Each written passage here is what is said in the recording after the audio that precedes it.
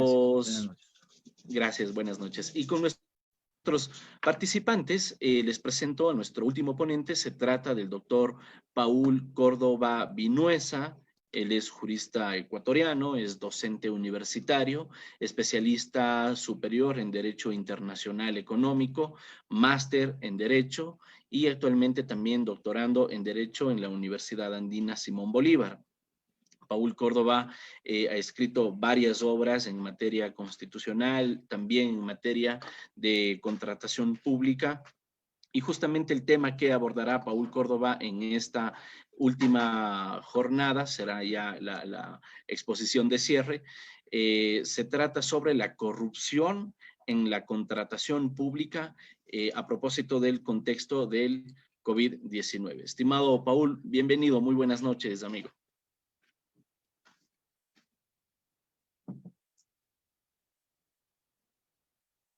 Buenas noches, querido Damián. Buenas noches con todas y con todos quienes se encuentran conectados. Reciban, como siempre, un saludo muy próspero, en afecto, en atención y en agradecimiento para todo el interés que ustedes le han sabido depositar en este importantísimo debate académico, en este importantísimo evento de capacitación, de disertaciones y de múltiples reflexiones sobre las temáticas relacionadas a los delitos contra la administración pública y la lucha contra la corrupción en América Latina. Quiero también hacer una mención al querido abogado Damián Armijos por su destacada labor en la conducción de la organización Latin Juris, que nos permite a nosotros encontrarnos, que nos permite a nosotros estar presentes en estos importantes foros de análisis jurídico, técnicos, económico, en un tema tan crucial para nuestra sociedad y para el funcionamiento del Estado. Igualmente a todo su querido equipo de quienes integran esta organización Latin Juris, mis mayores reconocimientos y mis mayores empeños para que sigan ustedes adelante aportando con estos eventos tan significativos y tan destacados para no solamente el país, sino también todos quienes nos ven en Latinoamérica, de diferentes países. Esta oportunidad que nos da Damián es muy oportuna para poder llegar a tantas voluntades, tantos países, a tantas sociedades y comunidades latinoamericanas. Bien, yo quisiera empezar esta intervención mía señalando una relación muy conceptual con respecto al vínculo que existe entre los derechos humanos y los problemas de la corrupción en la perspectiva de los estados constitucionales. Y es importante empezar desde esta temática, justamente porque nosotros, por una parte, tenemos la impresión de muchas veces preguntarnos si la corrupción se encuentra o no en la cotidianidad de nuestras ciudades, de nuestros países. Y justamente nosotros pensamos, a partir de esto entonces, si es que la corrupción como fenómeno se ha instalado o no desde nuestra existencia como república, desde nuestra existencia como estados de derecho en los países de Latinoamérica. Entonces, a partir de preguntarnos de estas variantes que yo señalaba, nosotros podemos orientar esta discusión en torno a los señalamientos de si la corrupción es un fenómeno estructural en nuestros estados, porque efectivamente cuenta con un impacto directo en el sistema democrático, en las condiciones económicas, socioambientales de nuestros países y al mismo tiempo afecta los sistemas institucionales y por consecuencia la calidad de vida de la población. Y entonces, si es que entendemos que la corrupción es un fenómeno estructural por una parte, y por otro lado es un problema sistémico, la única forma entonces de entender y de afrontar el análisis de sus problemáticas es a partir de una respuesta integral. Y yo creo que en nuestro estado ecuatoriano y en muchos de los países que han analizado esta problemática a lo largo de esta semana, me parece que todavía nos hace falta mucho por avanzar en la proyección de encontrar respuestas integrales al fenómeno de la corrupción. Y yo creo que más bien, entonces, tenemos nosotros que pensar, primero, situar que existe un contexto de situación generalizada en materia de corrupción. Segundo, entender también que los tentáculos de la corrupción se encuentran invadiendo todos los ámbitos y todos los órdenes de desarrollo de una sociedad. Hablamos entonces de la corrupción en el sistema político, hablamos, por ejemplo, del tipo de financiamiento que pueden hacer los actores privados y los actores públicos a las mismas fuentes de financiamiento de la participación política. Hablamos también del impacto que ocasiona la corrupción en los derechos humanos, los derechos constitucionales, como señalaba hace un momento. Y también hablamos, por supuesto, de las secuelas, los efectos que genera la corrupción en materia del ordenamiento económico que regula y que se encuentra también efectivamente generando dinámicas productivas en los estados. Entonces, como ustedes pueden apreciar,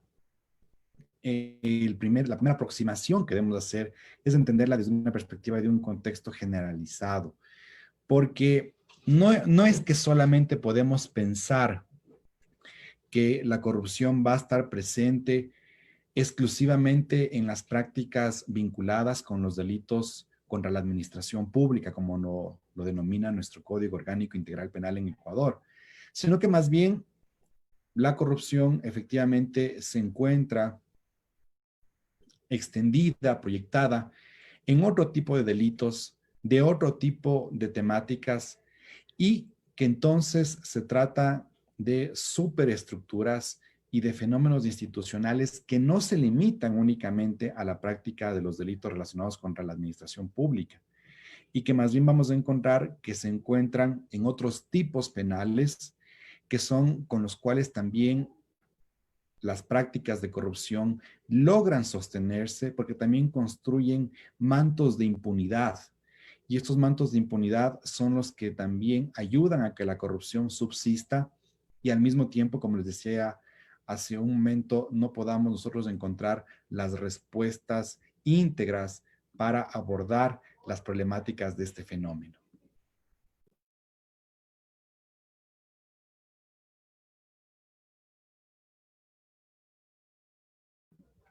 Entonces, a partir de ubicar, les decía yo, este contexto generalizado del análisis, es importante también señalar que la corrupción permea los modelos políticos y económicos porque a partir de esto puede también cubrir las posibles opciones con las cuales el fenómeno de la corrupción puede ser develado.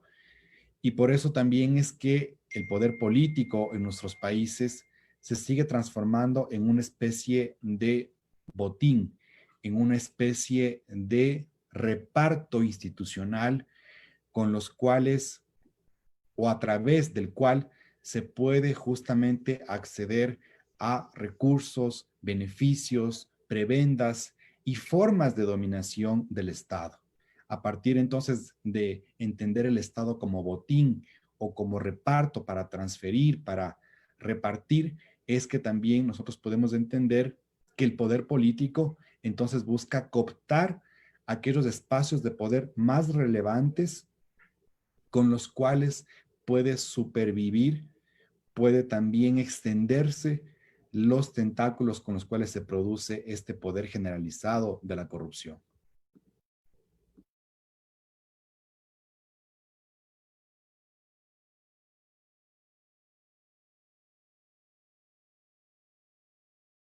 es importante señalar, también es importante señalar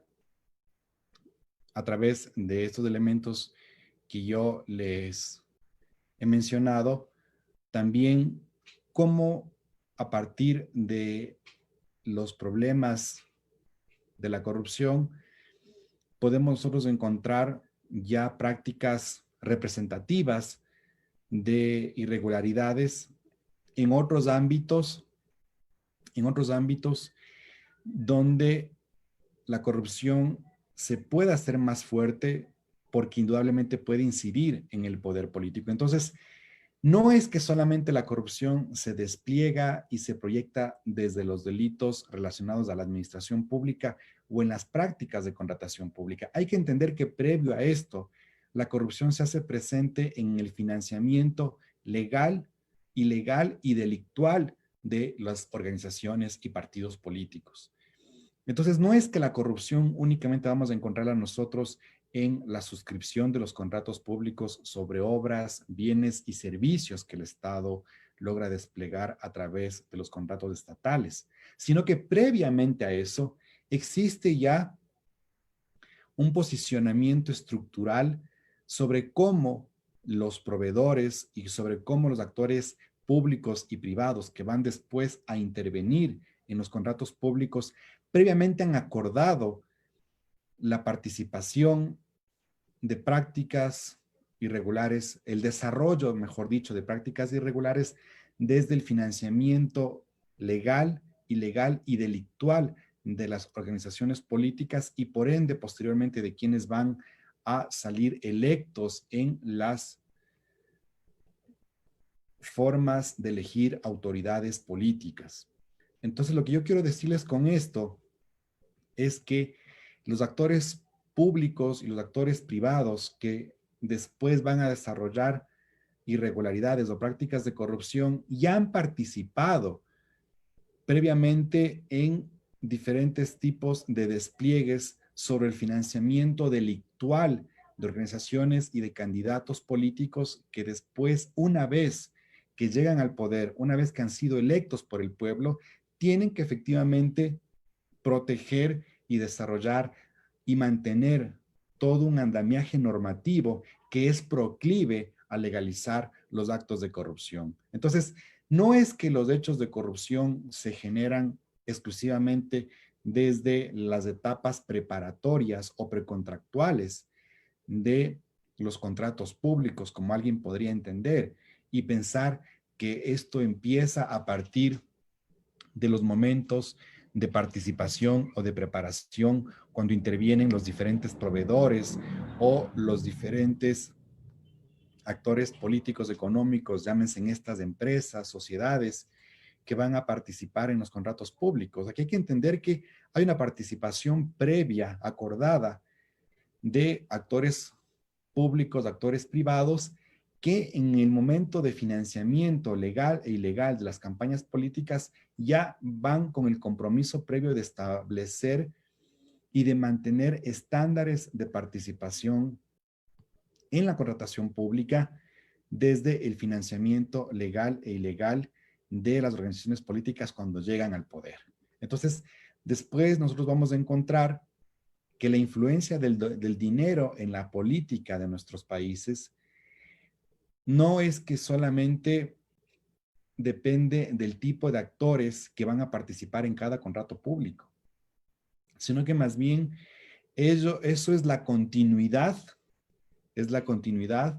es justamente el resultado de actos previos relacionados con el financiamiento delictual de las organizaciones políticas y de los candidatos que intervinieron en una contienda electoral. Entonces, desde esa perspectiva es que se produce la captura del Estado como botín económico, botín de recursos, botín de prebendas, botín de contratos públicos. Y eso es lo que posteriormente va a influir con un mayor impacto de la corrupción política en el Estado de Derecho y los derechos humanos. Entonces yo quisiera y les he empezado a compartir a ustedes esta premisa de origen para entender cómo es que las prácticas de corrupción no es que únicamente nosotros podemos detectarlas desde el momento en que se generan las etapas preparatorias o precontractuales de los contratos públicos, sino que más bien se trata de actos que han sido configurados con anterioridad, y es importante entenderlo así, este fenómeno, porque de esta manera nosotros podemos entender después cómo es que existe este andamiaje normativo donde la propia estructura de los entes de control, las propias dinámicas normativas de regulación no funcionan para contener las prácticas de corrupción, porque justamente estas ya no pueden dar respuestas adecuadas a las prácticas de corrupción, sino que más bien son utilizadas por los actores políticos, los actores públicos, los actores privados que participaron previamente en un financiamiento, les decía yo, lícito, ilegal y delictual de la participación de organizaciones políticas. Fíjense ustedes que yo he utilizado estas tres palabras: financiamiento legal, financiamiento ilegal y financiamiento delictivo de la participación política, porque las legislaciones de campaña electoral, las legislaciones de propaganda y campaña electoral en nuestros países, si bien es cierto que también establecen algunos artificios que se encuentran legitimados para la participación de empresas, de donantes privados, y al mismo tiempo también la participación del Estado para regular y condicionar principios como la igualdad política en la participación de los actores políticos, al mismo tiempo, dentro de la legislación electoral existen ciertos artificios que permiten que los actores públicos y privados que después van a desarrollar toda una plataforma de prácticas de corrupción intervengan desde el momento del financiamiento y del pago de la propaganda electoral de los actores políticos que después van a intervenir en la conducción del Estado como autoridades. Y esto es importante entenderlo porque es desde este origen, desde este momento en que se va a producir lo que podría ser una institucionalidad dedicada a la corrupción, pero que no se limita, les decía yo, al desarrollo o a la comisión de los delitos sobre o contra la administración pública, sino que más bien se han originado y se han desarrollado desde otros momentos previos a la formación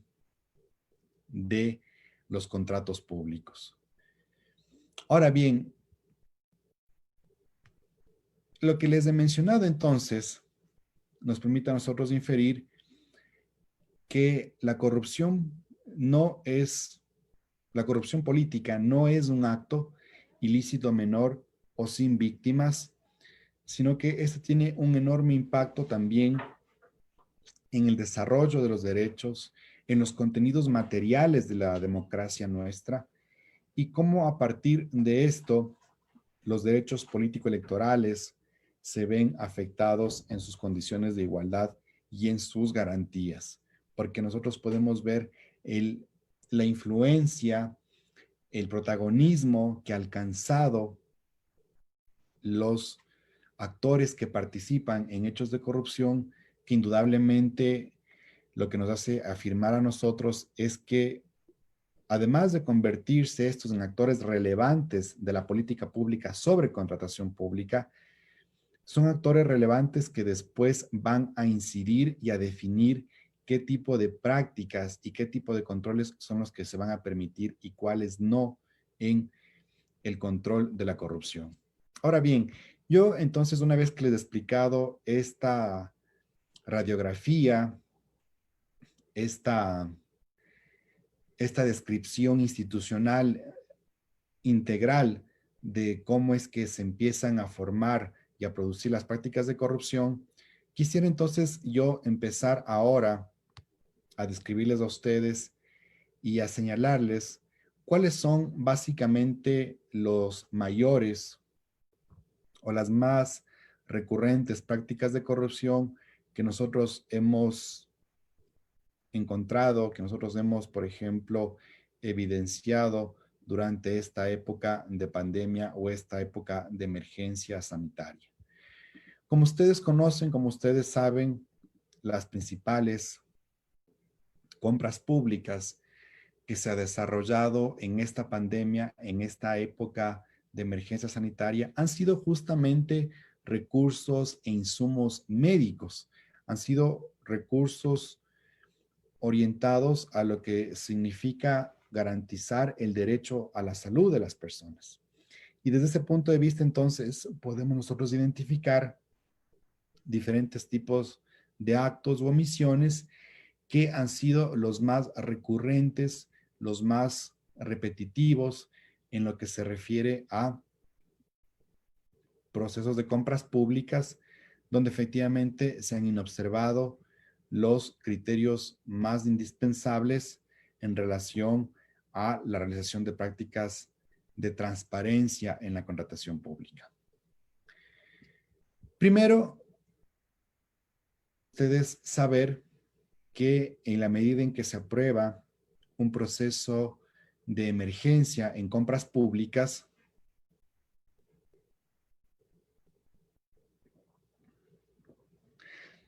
se da la apertura a un proceso excepcional donde pueden reconocerse la,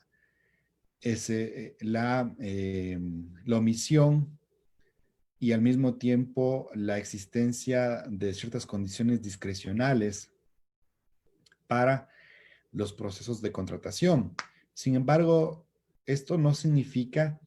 que las instituciones contratantes deban evadir los procedimientos. Esto no significa que las entidades contratantes deban evadir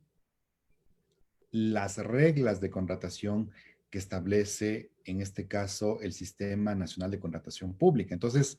lamentablemente, el periodo de emergencia sanitaria y la creación de una emergencia nacional en el país, obviamente, lo que genera es que las entidades contratantes puedan basarse en estos periodos de excepcionalidad para incumplir y omitir ciertos procedimientos normativos. Por ejemplo, y voy a exponer a continuación a qué me estoy refiriendo. Se generan órdenes de compras que no se encuentran en los catálogos electrónicos y de esa manera se intenta comprar bienes justificándose a través de órdenes de compra que posteriormente no vamos a encontrar que han sido levantados en el procedimiento del catálogo electrónico. Entonces, ¿qué significa esto? Que a partir de esto se puede desarrollar diferencias bastante elevadas, bastante superiores en los precios que obviamente van a exceder porcentajes comparativos entre precios unitarios de adquisición del mismo producto de parte de las diferentes instituciones de salud en relación a la existencia de sobreprecios en la adquisición que realizan otras instituciones de salud. Entonces vean ustedes cómo uno de los principales elementos o prácticas recurrentes de corrupción se refiere a los presuntos sobreprecios que pueden detectarse en procesos de adquisición de bienes relacionados a insumos médicos. Entonces, a partir de esta práctica de corrupción, al mismo tiempo, nosotros lo que podemos evidenciar es que posteriormente, en las cláusulas contractuales que utilizan las entidades contratantes, se busca efectivamente justificar una relación entre la oferta presentada por el contratista con la revisión de los ítems relacionados en la adquisición para la justificación de la descripción que se hace en relación a la cantidad, al valor unitario y al valor total de lo que se ha adquirido. Entonces, a partir de esto, se intenta reflejar que existiría un precio superior en el mercado y esta situación obviamente genera una afectación injustificada en los recursos públicos y por consiguiente podemos después evidenciar nosotros la existencia de actos de corrupción pública en las adquisiciones realizadas. Entonces, vean ustedes cómo en el mismo contrato se puede identificar empresas que se encuentran domiciliadas en una ciudad, que tienen una actividad comercial específica y al mismo tiempo, a través de la adquisición de los dispositivos médicos relacionados con insumos que necesitan las entidades de salud, entonces se crea una justificación de una compra, de una contratación de carácter inmediato, pero al mismo tiempo ese carácter inmediato obviamente supone la justificación de conceptos indeterminados, y de amplio espectro en lo que se refiere a los ítems, en lo que se refiere a los plazos que se pretende señalar en la entrega de estos ítems y al mismo tiempo en lo que se refiere a las valoraciones que se hacen en las órdenes de compra con respecto a las mismas compras que se pueden realizar de esos mismos insumos médicos en otras entidades públicas. Entonces, vean ustedes cómo a partir de esto, la afectación que se le hace al Estado es que si es que se aplicaría un correcto estudio de mercado conforme lo establecen las normas del Sistema Nacional de Contratación Pública, se puede apreciar que los mismos insumos médicos, con las mismas especificaciones y con las mismas utilidades en la descripción del ítem, se pueden identificar la existencia de esos mismos insumos médicos con precios más bajos que exigirían entonces la necesidad de que el Estado pueda pagar valores más justos por la adquisición de esos mismos insumos médicos. Entonces, vean ustedes cómo nosotros podemos apreciar este tipo de prácticas que pueden indudablemente registrarse en las prácticas de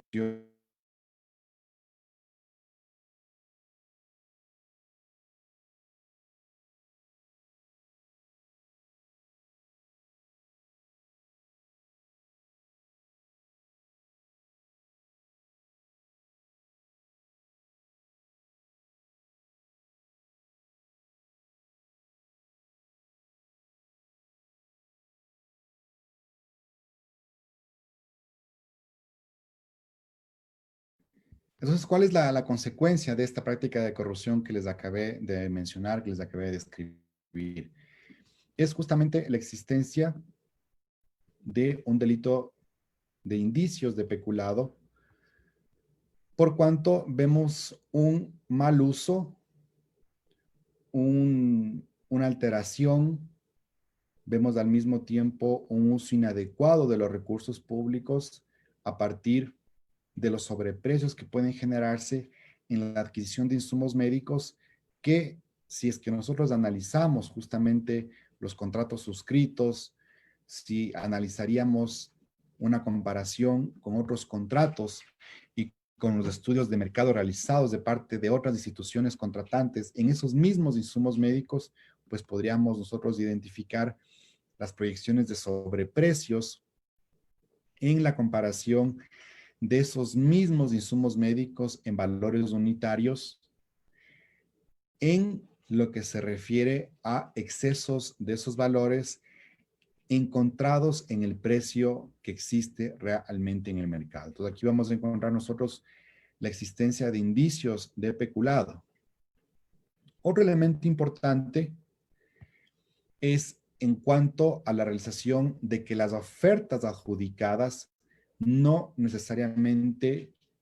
precautelan los intereses públicos, porque vamos a encontrar entonces que la entidad contratante con la empresa o la compañía o el proveedor contratado lo que reflejó es directamente una compra con un sobreprecio aproximado en varias cifras de porcentaje más elevado con relación al precio original, lo cual también supone, por supuesto, un abuso en cuanto a los recursos del Estado. Otro elemento importante, les decía yo, es que a partir de la declaratoria del estado de emergencia sanitaria en todos los establecimientos del Sistema Nacional de Salud por la pandemia, entonces, indudablemente, esto supone la existencia de una situación agravante en cuanto a la distracción que se hacen de los recursos públicos en relación al numeral 4 del artículo 47 del Código Orgánico Integral Penal. Vean entonces ustedes cómo a partir de la existencia de sobreprecio en la adquisición de insumos médicos, se puede identificar la existencia de indicios de presunto cometimiento de delito de peculado por el uso y la disposición arbitraria de recursos públicos, hechos que generan una afectación económica, una alarma social, por el aprovechamiento de condiciones de contratación del estado de emergencia en medio de una pandemia pública. Este es uno de los casos que mayores repercusiones, esto que les he comentado, esta práctica, mejor dicho, más que casos, de esta práctica que les he comentado, donde podemos nosotros encontrar varias situaciones bastante repetitivas en la revisión o en el análisis que podemos hacer nosotros sobre este tipo de casos de compras públicas. Vamos a revisar nosotros otro tipo de prácticas que pueden presentarse con respecto a situaciones de corrupción para que también ustedes puedan identificar otro tipo de situaciones irregulares que también estamos analizando nosotros en esta noche con ustedes.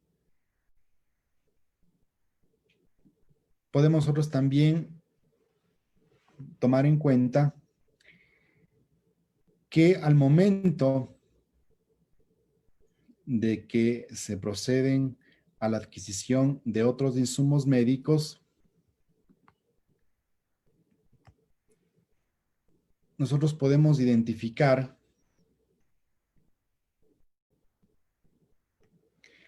que al momento de hacer estudios de mercado,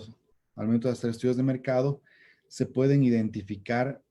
diferencias en los valores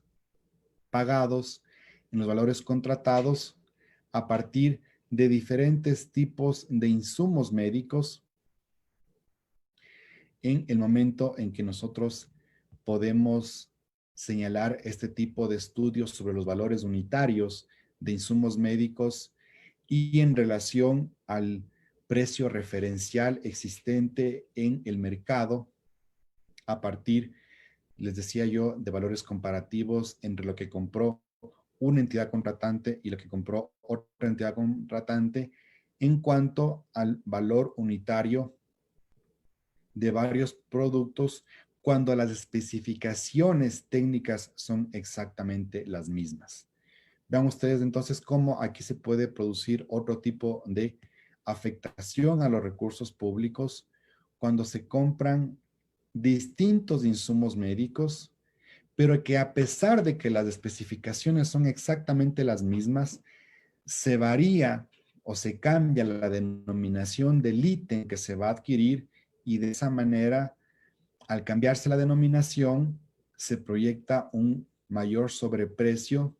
en la compra que se va a hacer, lo cual puede ser identificado con los estudios de mercado y al mismo tiempo con los valores unitarios que ha pagado otra entidad contratante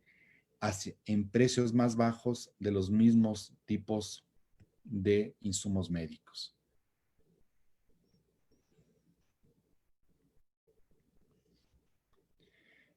Bien, creo que por cuestión de tiempo, me parece que nos acercamos ya al tiempo previsto, así que en todo caso quisiera escuchar si existirían preguntas de parte de los asistentes que nos han escuchado gentilmente en esta noche. Yo he tratado de empezar a compartirles una visión más estructural del fenómeno de la corrupción en un primer momento y a continuación describirles algunas de las prácticas más comunes que se presentan en la contratación pública en esta época de pandemia. Hasta ahí mi intervención. Muchísimas gracias por su atención. Muchísimas gracias a ti, estimado Paul, por tu ponencia. Bueno, en general los comentarios, hay algunos saludos, felicitaciones. Yo quisiera más bien aprovechar el contexto de tu ponencia para comentar o consultar tu opinión sobre este asunto. Precisamente el hecho de la pandemia generó que ciertos productos suban de precio. Dígase, los primeros días de la pandemia había una sobredemanda respecto de mascarillas, respecto de alcohol, de gel, al punto que inclusive llegó la gente a desabastecer las farmacias por la elevada demanda de este tipo de productos. Es decir, ¿hasta qué punto es posible que el Estado de alguna forma pueda limitar esa libre, ese libre establecimiento en los precios que hay? Porque si bien es cierto, el Instituto de Estadística y Censos investiga un margen de costos, de precios que los asume el consumidor, pero no es que el Estado en definitiva diga, bueno, las mascarillas tienen que costar tanto o las pruebas tienen que costar tal cantidad, de tal forma que eso no se encuentra regulado. Y eso de alguna forma también da espacio para que pues, se genere estos sobreprecios y pase lo que hemos visto que ha sucedido en contextos como el de la pandemia. ¿Qué opinas tú, estimado Paul, sobre este tema? ¿Sí me escuchas, estimado Damián? Sí. Ya, te escuché muy entrecortado tu intervención. No sé si es que me puedes un poquito resumir, recapitular lo más importante de tu idea, porque te escuchaba palabras entrecortadas de lo que tú me estabas diciendo. Ok. Sí, un poco decía que hasta qué punto el Estado puede intervenir en la regulación de los precios de los productos para evitar que pueda abusarse justamente de contextos como la pandemia para disparar los precios de los productos al consumidor y en general también para las compras que tiene el Estado. Gracias, Damián. Es muy oportuna tu inquietud, porque a través de la política de contratación pública, nosotros tenemos un organismo que es el organismo regulador de esta política pública, que es el Servicio Nacional de Contratación Pública. Y este órgano llamado CERCOP es el llamado justamente, valga la redundancia, a establecer todos los medios posibles, institucionales, informáticos, normativos, que permitan dinamizar las compras públicas en términos de transparencia, en términos de legalidad y en términos de proteger los recursos públicos. Entonces, indudablemente, el CERCOP sí puede emitir regulaciones orientadas justamente a que el proceso que se utiliza en los estados de excepción como consecuencia de la pandemia y al mismo tiempo en los procedimientos de contratación por emergencia puedan precautelar los recursos del Estado. El CERCOP indudablemente no va a alcanzar a fijar los precios, de los insumos médicos, porque su competencia no le alcanza para fijar los precios de los insumos médicos, de los equipos, de los diferentes componentes que necesitan las entidades de salud para contratar en esta época, pero el CERCOP sí puede establecer compromisos, directrices y obligaciones directas para que las entidades contratantes no incurran en justamente la adquisición de insumos médicos con sobreprecios. Y eso lo puede hacer ajustando y reforzando los estudios de mercado, la obligación que tienen las entidades públicas de utilizar estudios de mercado para en la revisión de los valores unitarios de contrataciones similares o de las mismas especificaciones técnicas que realizaron otras entidades de salud, puedan utilizarse estos precios referenciales de estos valores unitarios de los insumos médicos en las compras que desarrolla cada una de las entidades públicas, para justamente evitar que existan estos valores desproporcionados de sobreprecios, estas diferencias abismales con porcentajes de 300, de 500, de 700% de sobreprecio en relación a las mismas compras que han hecho otras entidades de salud sobre esos insumos médicos. Entonces, el CERCOP no puede definir los precios de los insumos médicos porque no le alcanzaría su competencia, pero sí puede establecer directrices para reforzar y profundizar los estudios de mercado que se utilizan al momento de definir los valores y los precios referenciales en las contrataciones de insumos médicos para evitar estas diferencias monumentales en los sobreprecios de los insumos médicos adquiridos.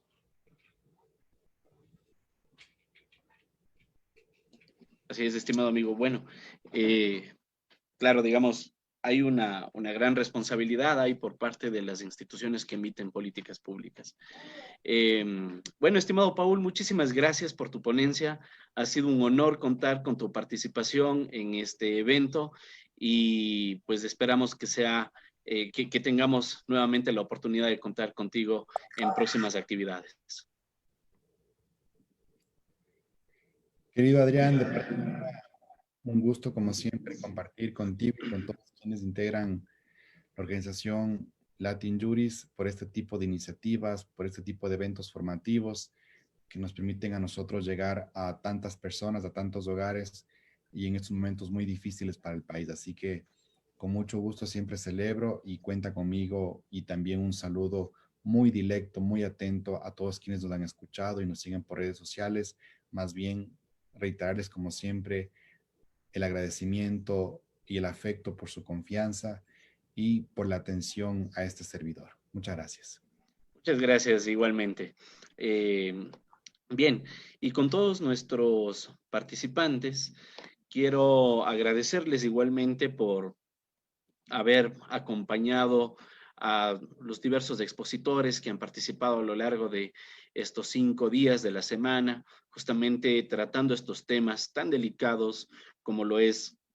la administración pública y sobre todo los actos de corrupción que se pueden cometer dentro de la misma. La intención de este programa ha sido justamente identificar ciertas actuaciones que podrían encajonarse en tipos penales que están reconocidos en la legislación, también desde la perspectiva de la administración pública y desde una perspectiva constitucional. Hemos tratado de compartir ciertos criterios que permitan orientar una buena actuación en la administración pública. Esperamos que los cursantes que han seguido este programa puedan sacar sus propias conclusiones de cada una de las ponencias, si quizás hemos generado alguna inquietud que les lleve a ustedes a seguir investigando, a seguir profundizando o a pensar en algunas soluciones para los problemas en el ámbito de la contratación pública y en general en la administración pública que se presentan en nuestros países, pues creo que habremos cumplido con el propósito de este programa. Decirles a todos ustedes que efectivamente estamos agradecidos y sobre todo porque para nosotros nosotros es una señal de esperanza ver que en los cientos, en los miles quizás de comentarios que se han vertido a lo largo de todo este curso, vemos un patrón común y es la indignación que sienten los colegas, los amigos, los estudiantes latinoamericanos por tantos actos de corrupción a los que se han hecho referencia a lo largo de todo este curso. Si es que hay indignación, si es que temblamos y nos indignamos tanto de estas actuaciones, es una buena señal de esperanza porque, en efecto, eso quiere decir que la gente, el ciudadano de a pie, el abogado, litigante en general, las personas que también están interesadas en la academia, tienen de por medio pues una clarísima intención de que la administración pública tenga como horizonte la ética. Y recuperar la confianza en la administración es algo por lo que tenemos también que apostar y transitar en el ámbito del ejercicio de nuestras competencias, sea que estemos o no en la administración pública, apostemos por una política pública ética, por una actuación transparente en la función pública y, por supuesto, vayamos sentando las bases para que las próximas generaciones, esto quizás no es una cuestión de un día para otro, no es una cuestión de un mes o de un año, es una cuestión de un trabajo tesonero, convencido, creador, de toda una generación que siente las bases para que las futuras generaciones saquen a flote nuestros países que tanto lo necesitan. Con estas palabras, estimados cursantes, pues doy por clausurado este evento, este seminario internacional. Nosotros enviaremos los certificados a sus respectivos correos y les quedamos inmensamente agradecidos. Les deseamos a todos ustedes un feliz fin de semana y para esta noche un feliz y reparador descanso. Muchísimas gracias.